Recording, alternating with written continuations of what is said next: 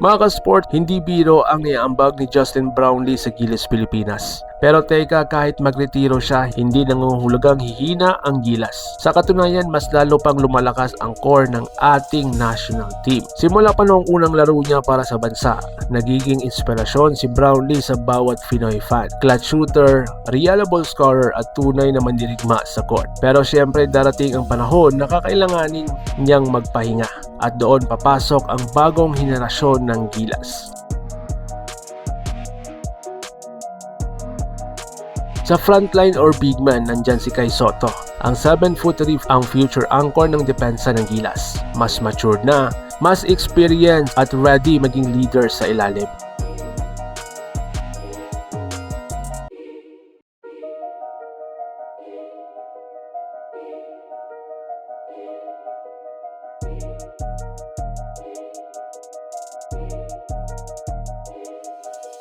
Partner niya si AJ Ito, elite rim protector at rebounder. Malaking tulong sa depensa at international matchup.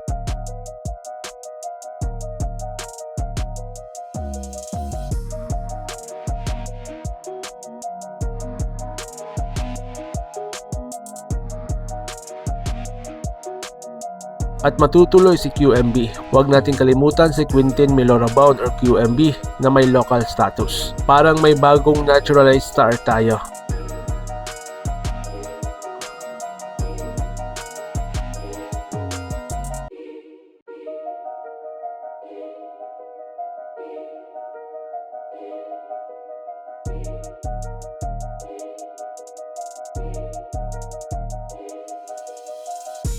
Kasama rin ang stretch big na sina Carl Tamayo at Kevin Cambao, perfect sa triangle system ni Coach Tim Code.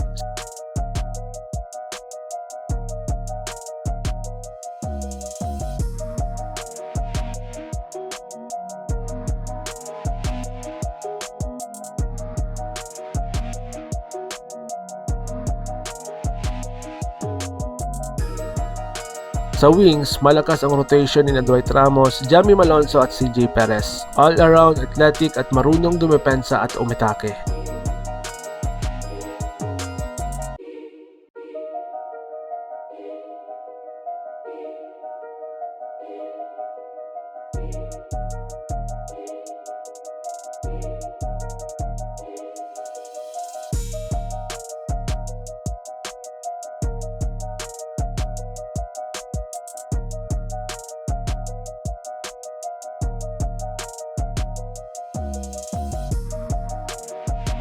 Sa guards or leader, si Scottie Thompson ang magiging puso ng team. Leader sa loob at labas ng court.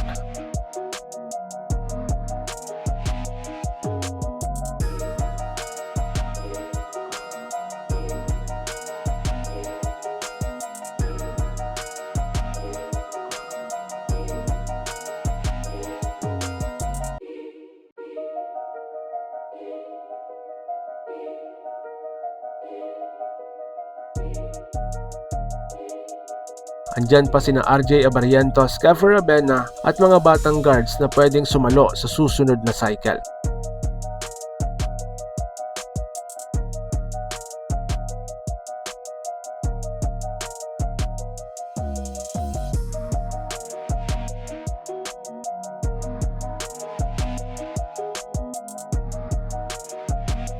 Ang maganda sa Gilas ngayon, hindi na tayo umaasa sa iisang scorer kagaya ng dati.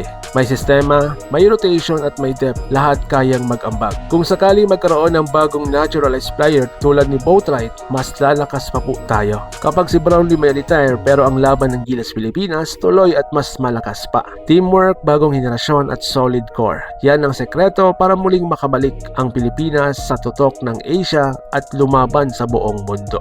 Kung naniniwala kang lalakas pa ang Gilas kahit wala si Brownlee, i-comment ang laban Gilas sa baba at huwag kalimutang i-like at i-subscribe para updated ka sa lahat ng basketball updates. So paano?